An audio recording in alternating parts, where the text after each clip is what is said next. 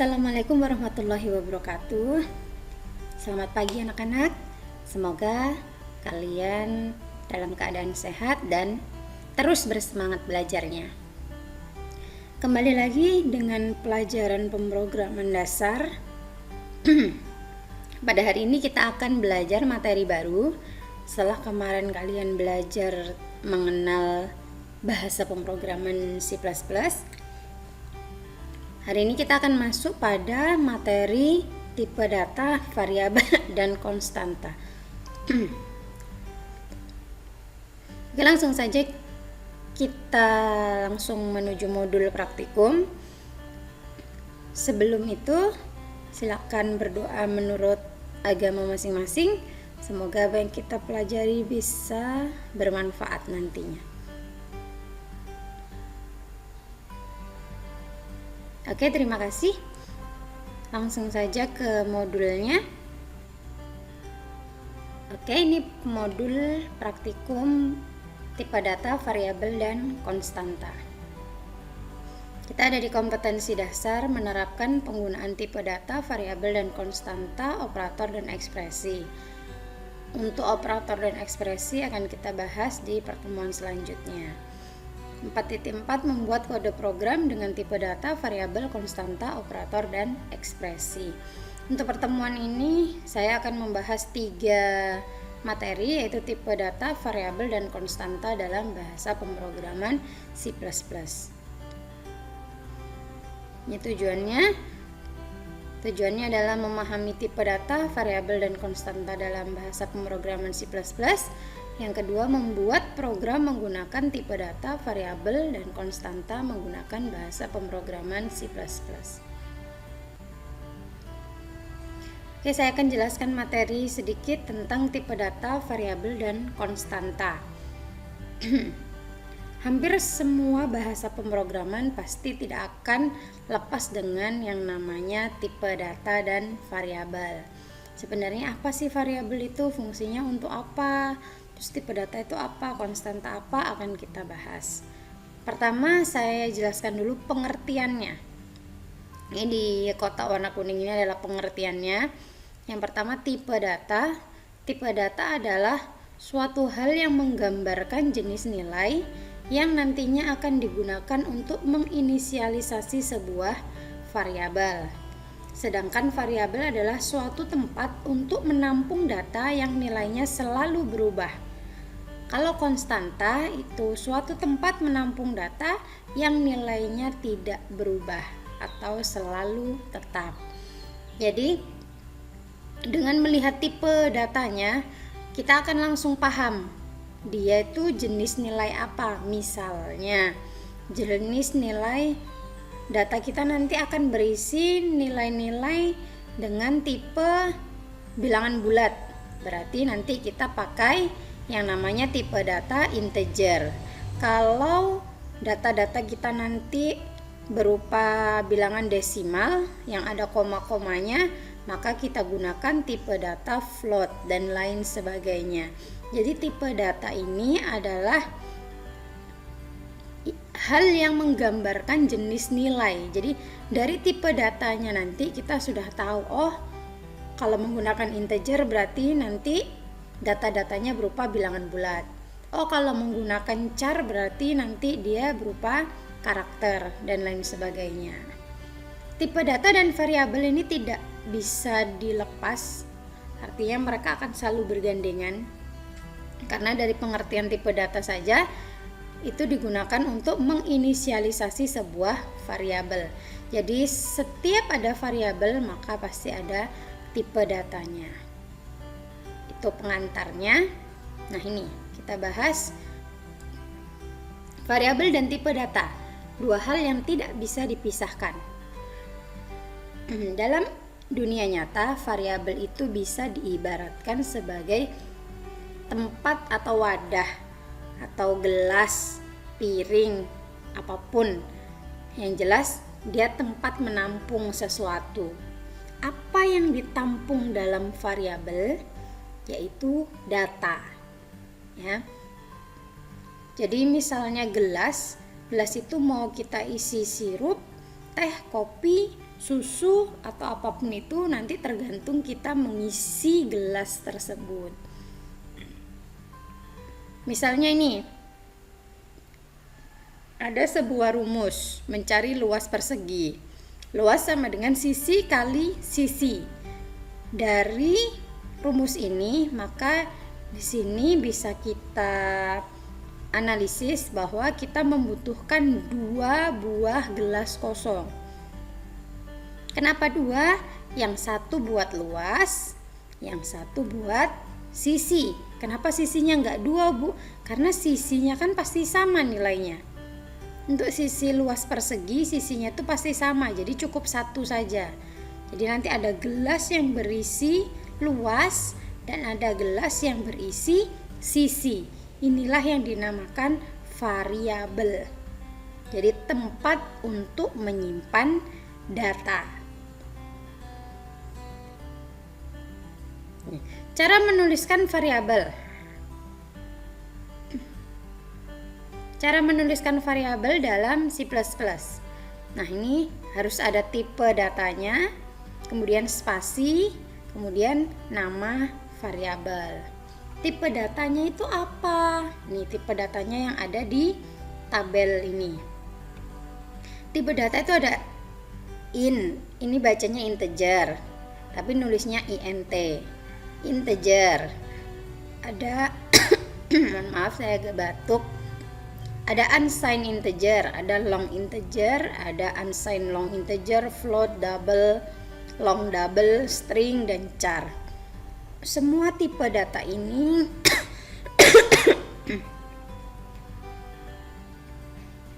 semua tipe data ini bedanya di mana? Bedanya ada di jangkauan nilai masing-masing tipe data.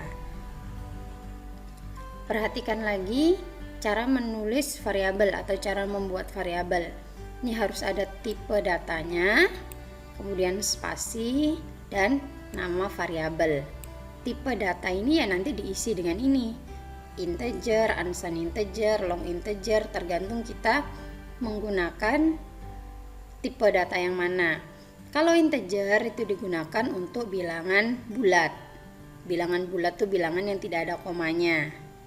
Ya. Kalau unsigned integer itu untuk jangkauan nilai 0 sampai 65.000. Biasanya yang sering kita gunakan tuh integer untuk bilangan bulat. Float ini untuk bilangan desimal yang ada koma-komanya. Double juga untuk bilangan desimal yang ada komanya, hanya jangkauannya lebih banyak. Kemudian string untuk kalimat. Char untuk karakter. Nanti yang kita gunakan hanya mungkin ini saja, integer, float, double, string, char. Nah, kembali lagi ke sini. Di tipe data ini diisi dengan int, float, double, char, string, dan lain sebagainya. Kemudian spasi, nama variabel. Nah, nama variabel ini yang boleh terserah apa saja, terserah kita yang ngasih nama, tapi namanya tidak boleh sembarangan. Ada aturan pembuatan variabel. Nih, ada aturannya. Ada 5 aturan yang harus kalian penuhi, kalian ikuti. Jadi variabel yang pertama, variabel itu bersifat case sensitif, maksudnya adalah kesalahan mengetik huruf besar kecil dalam variabel akan membuat variabel ini tidak terpanggil. Jadi misalnya kalian membuat variabel nim dengan NIM-nya kecil. Itu berbeda dengan nim yang NIM-nya besar, atau juga berbeda dengan nim yang cuman N-nya aja yang besar. Jadi nim dengan kecil semua, nim dengan besar semua, nim dengan N-nya saja yang besar, ini dianggap 3 variabel. Jadi perhatikan betul-betul penulisan variabel. Jadi ini 3 variabel yang berbeda, meskipun semuanya dibaca dengan nim. Jadi itu semuanya beda. Itu namanya case sensitif. Jadi dia sensitif terhadap besar kecilnya huruf. Jadi kalau kalian memang dari awal membuat variabel dengan NIM yang huruf kecil semua, maka sampai bawah ya manggilnya harus NIM dengan huruf kecil semua. Itu case sensitif. Misalnya nama N-nya besar, nama besar semua, nama kecil semua, itu adalah 3 variabel yang berbeda. Yang kedua, harus unik. Pemberian nama variabel harus unik, tidak boleh menggunakan kata kotak kunci di bahasa pemrograman. Maksudnya, kalian tidak boleh menggunakan, kan kemarin kalian sudah menulis program. Kalian tidak boleh menggunakan include, kalian tidak boleh menggunakan IOStream, kalian nggak boleh menggunakan int, kalian nggak boleh menggunakan main. Itu adalah kata-kata yang ada di bahasa pemrograman, itu nggak boleh dipakai. Bisa cout tuh nggak boleh dipakai. Itu makanya harus unik. Yang ketiga, tidak boleh menggunakan spasi. Jadi misalnya kalian mau membuat variabel angka pertama, jadi nggak boleh ada spasinya. Bisa kalian ganti dengan underscore. Angka underscore pertama misalnya. Yang keempat, tidak boleh diawali dengan angka. Jadi hanya boleh diawali dengan huruf atau underscore. Jadi nggak boleh kalau huruf pertamanya itu angka, tidak boleh. Tapi di huruf kedua angka boleh. Yang kelima, tidak boleh mengandung karakter khusus. Jadi nggak boleh ada titik, tambah, koma, min dan lain-lain, itu nggak boleh. Hanya boleh ada underscore saja. Ini 5 aturan yang wajib kalian ikutin untuk membuat nama variabel. Jadi saya ulangi, yang pertama case sensitif, dia besar kecilnya huruf sangat mempengaruhi.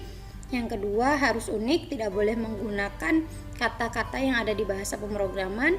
Yang ketiga, tidak boleh menggunakan spasi. Yang keempat, tidak boleh diawali dengan angka. Yang kelima, tidak boleh mengandung karakter khusus. Ini harus kalian hafalkan. 5 aturan pembuatan variabel. Nih, contoh pembuatan variabel. Nih, ada integer luas. Berarti nama variabelnya luas, tipe datanya adalah integer. Berarti nanti luas ini itu berisi bilangan bulat. Tuh. Kalau yang kedua float sisi. Berarti ini nama variabelnya sisi, tipe datanya float. Berarti nanti sisi ini adalah bilangan desimal karena menggunakan float. Yang ketiga, string nama. Ini nama variabelnya nama, dia berupa string atau nanti isinya adalah berupa kalimat. Seperti itu. Ini contoh variabelnya. Jadi boleh kalian menggunakan nama apa saja boleh. Asalkan memenuhi 5 aturan tadi. Dan jangan lupa di depannya ada tipe data. Sesuaikan tipe data yang akan kita gunakan. Misalnya nanti bakalan ada koma-komanya, ya berarti gunakan float. Kalau nggak ada koma-komanya, ya kita pakai integer, seperti itu. Nanti untuk lebih memahami variabel dan tipe data, kerjakan latihan di bawah. Untuk konstanta, konstanta itu sama dengan variabel. Dia sebuah tempat untuk menyimpan data. Hanya saja kalau konstanta itu nilainya tetap, tidak pernah berubah. Jadi cara membuat konstanta adalah const spasi tipe datanya diisi dengan yang tadi, float integer, string, char dan lain sebagainya. Spasi nama konstanta, di sini nama konstanta juga sama dengan nama variabel. Ada 5 aturan tadi yang harus dipenuhi sama dengan nilai konstanta. Contoh nih ada di bawahnya. Const float pi sama dengan 3,14. Jadi ini adalah konstanta, namanya pi.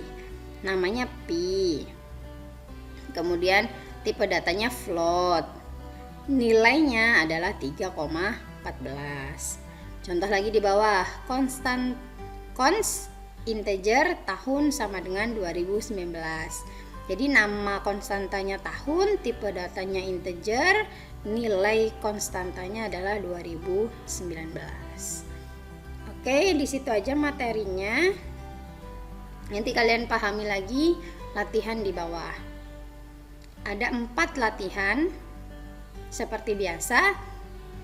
Kalau latihan berarti kalian ikuti kode yang sudah saya berikan. Kalian ketik, kalian compile and run. Kalian perhatikan kodenya. Ini kode yang warna biru muda. Ini boleh kalian ketik, boleh tidak. Ini namanya adalah komentar. Komentar ini tidak akan dibaca oleh compiler. Jadi biasanya programmer itu membuat komentar biar dia nggak lupain itu apa. Karena biasanya programmer itu kan membuat kodenya sudah ribuan baris, jadi biar dia tidak lupa maka diberi keterangan seperti ini. Komentar ini tidak akan dibaca oleh compiler. Jadi ini boleh kalian tulis, boleh tidak. Nih untuk latihan 1 kalian tulis kodenya, kemudian kalian compile and run, kemudian screenshot kode dan hasilnya seperti biasa, kemudian kalian bikin laporannya. Nah, di latihan 1 ini ada variabel namanya bilangan, nih ya. Ini variabel namanya bilangan, tipe datanya integer. Isinya bilangan ada data 3. Jadi, kalau dari awal bilangan pakai huruf kecil semua, maka sampai di bawah, sampai di sini nanti tetap kecil semua. Jangan sampai B-nya jadi besar, maka dia akan error. Latihan kedua nih, menampilkan variabel di tengah-tengah cout. Nah, ini kita memanggil variabel di tengah-tengah cout. Jadi gimana caranya? Di sini ada 2 variabel X dan Y. X-nya isinya 2, Y-nya isinya 4. Kemudian di cout saya anak ke, di sini cara manggilnya seperti ini, perhatikan. Manggilnya itu tidak di dalam petik ya, di luar petik. Saya anak ke X, berarti nanti X ini isinya 2. Dari Y ini 4. Saya anak kedua dari 4 bersaudara. Nanti cout-nya seperti itu. Tampilan outputnya seperti itu. Kalian coba saja nanti, perhatikan tanda petiknya. Yang ketiga kita coba float. Kita coba tipe data float. Ini ada variabel namanya A. Tipe datanya float, isinya adalah 123,45. Dan coba. Kemudian konstanta, ini membuat konstanta. Kita buat konstanta namanya P. Tipe datanya float, isinya 3,14. Kemudian tugas. Kalau tugas saya kasih contoh outputnya, kalian yang bikin kodenya untuk mengerjakan tugas kalian harus kerjakan dulu latihannya.